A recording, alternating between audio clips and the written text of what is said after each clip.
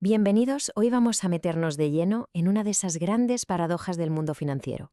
Una de esas que, la verdad, confunde a todo el mundo, desde el que empieza hasta el más experto.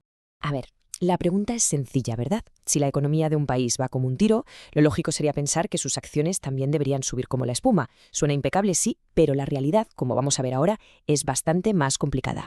Y para que se vea claro, miremos un caso que es brutal, el de China.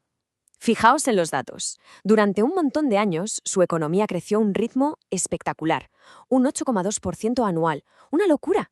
Y sin embargo, la rentabilidad real de sus acciones, apenas un 0,7%.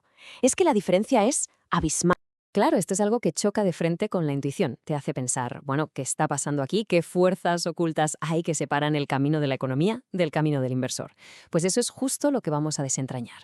Venga, pues para resolver este misterio, lo primero es lo primero. Tenemos que abrir el capó, por así decirlo, y entender de qué está hecho de verdad el crecimiento económico.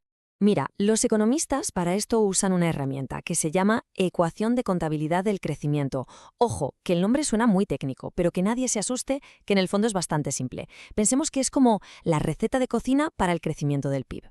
Y esta receta, como toda buena receta, tiene sus ingredientes, 3 en concreto. El primero, más herramientas, o sea, más inversión en máquinas, en tecnología, lo que los economistas llaman crecimiento del capital. El segundo, más gente trabajando, más trabajadores. Y el tercero, que es el ingrediente clave, el mágico, trabajar de una forma más inteligente. A este tercer ingrediente, a este de trabajar más inteligentemente, se le llama productividad total de los factores, o PTF para abreviar. Y es literalmente la salsa secreta de la economía. Es todo ese crecimiento que no viene de añadir más máquinas o más gente, sino de la innovación, la tecnología, las mejoras en eficiencia. Es lo que nos permite producir más con lo mismo y es el verdadero motor de la riqueza a largo plazo. Claro, aquí hay debate, como en todo. No todos los economistas le dan la misma importancia a cada uno de estos ingredientes. Hay distintas escuelas de pensamiento, ¿no? Como la neoclásica o la endógena, y cada una tiene su propia idea sobre qué es lo que de verdad impulsa el crecimiento a la larga. Venga, vamos a hacer un pequeño ejercicio práctico para que esto se entienda mejor. Imaginemos que tenemos 3 países, cada uno con un número distinto de trabajadores y de capital. La pregunta clave es, ¿cuál de estos 3 países sacaría más partido a una nueva inversión?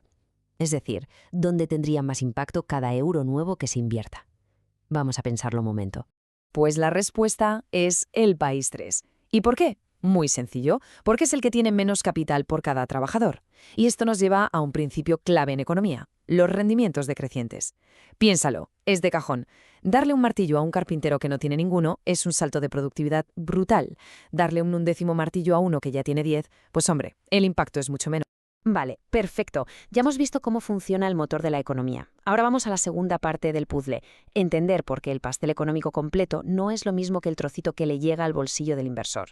Y para esto hay un modelo que lo explica genial, el modelo Greenold-Kroner. Si echamos un vistazo a la fórmula, vemos enseguida que el crecimiento económico es solo una pieza más del rompecabezas. Hay muchos otros factores que al final determinan lo que gana un accionista. Y uno de los factores más importantes, quizá el que más, es el llamado efecto de dilución. La analogía del pastel aquí es perfecta. Imagina que los beneficios de una empresa son un pastel. Si la empresa decide emitir más acciones, por ejemplo, para conseguir dinero y crecer, lo que está haciendo es cortar ese pastel en más trozos. Y claro, aunque el pastel total sea más grande, tu trozo, tu porción, puede acabar siendo más pequeño.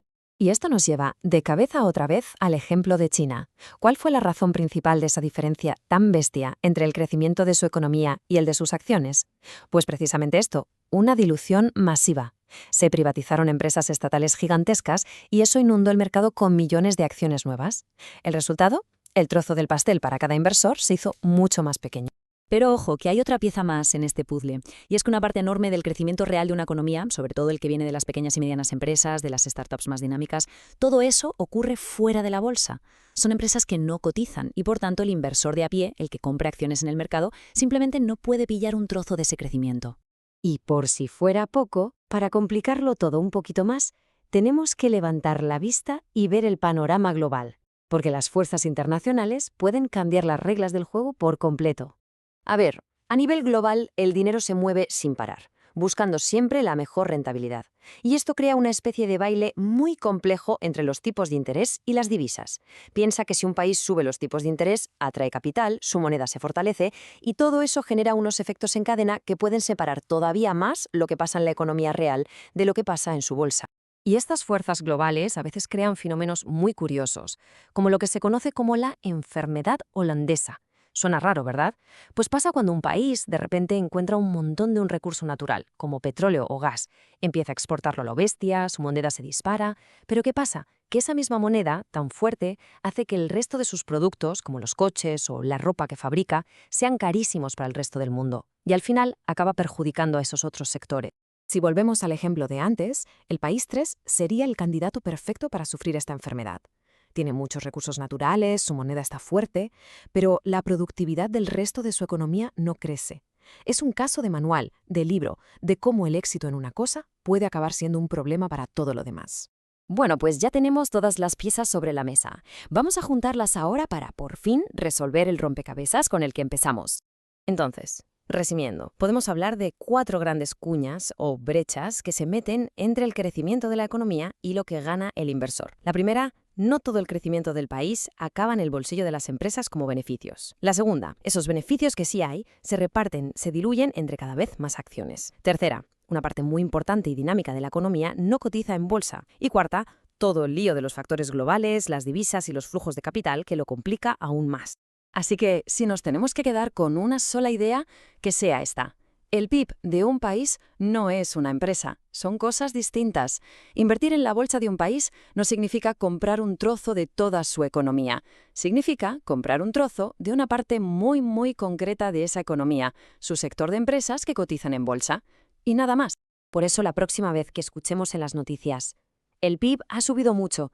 La pregunta inteligente que nos tenemos que hacer no es ¿debería comprar acciones?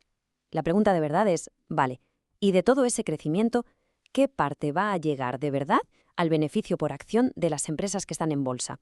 Y esa es la clave de todo este asunto.